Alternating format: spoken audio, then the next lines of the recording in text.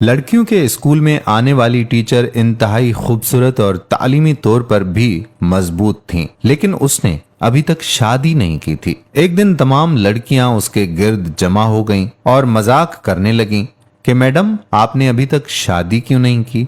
Madam ने दास्तान कुछ यूं शुरू कर दी। उसने कहा कि एक औरत की 5 बेटियां थीं। शोहर ने उसको धमकी दी थी कि अगर इस बार भी बेटी हुई तो उसकी बेटी को बाहर किसी सड़क या चौक पर फेंक आऊंगा। अल्लाह पाक की मर्जी वही जाने कि 6ठी बार भी बेटी ही पैदा हुई। और शोहर ने बेटी को उठाया और रात के अंधेरे में शहर के बीचों बीच चौक पर रख आया। माँ पूरी रात उस नन्ही सी जान के लिए दुआ करती रही और बेटी को खुदा के सुपर्द कर दिया। दूसरे दिन सुबह वालिद जब चौक से गुजरा तो देखा कि कोई बच्ची को नहीं लेकर गया। बाप बेटी को वापस घर लाया, लेकिन दूसरी रात फिर बेटी को चौक पर फेंक आया। ये अमल वो रोज करता रहा। हर बार वालिद बाहर रखाता और जब कोई लेकर नहीं जाता तो मजबूरन वापस उठा लाता, यहाँ तक कि उसका बाप थक गया और अल्लाह की मर्जी पर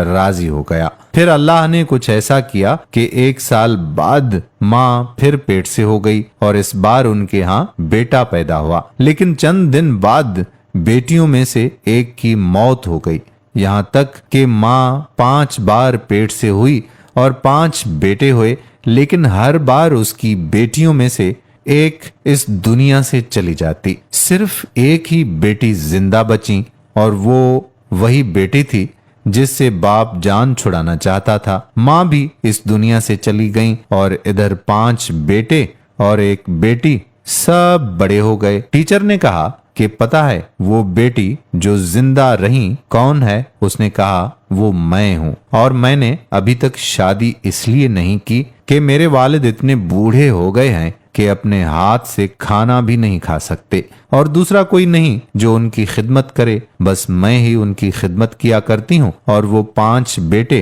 कभी कभार आकर बाप का हाल अहवाल पूछ लेते हैं। वालिद हमेशा शर्मिंदगी के साथ रो रो कर मुझसे कहता रहता है कि मेरी प्यारी बेटी, जो कुछ मैंने बचपन में तेरे साथ किया उसके लिए मुझे मुआफ करना। टीचर कहने लगी कि मैंने कहीं बेटी के बाप से मोहब्बत के बारे में एक प्यारा सा किस्सा पढ़ा था कि एक बाप बेटे के साथ फुटबॉल खेल रहा था और बेटे का हौसला बढ़ाने के लिए जानबूझकर हार रहा था। दूर बैठी बेटी बाप की शिकस्त बर्दाश्त ना कर सकी और बाप के साथ लिपट कर रोई और बोली, बाबा आप मेरे साथ खेलो ताकि मैं आपकी जीत के लिए हार सकूं। सच ही कहा जाता है कि बेटी बाप के लिए रहमत होती है। मेरे प्यारे भाइयों और मेरी मोहतरम बहनों, उम्मीद करते हैं कि ये छोटी सी वीडियो आपको जरूर पसंद आई होगी और बेटी की अहमियत को समझने के लिए काफी होगी। आने वाली वीडियो तक आपका अपना मेजबान कादिर बख्श कल्होड़ो आपसे इजाजत चाहता है। अल्लाह हाफिज।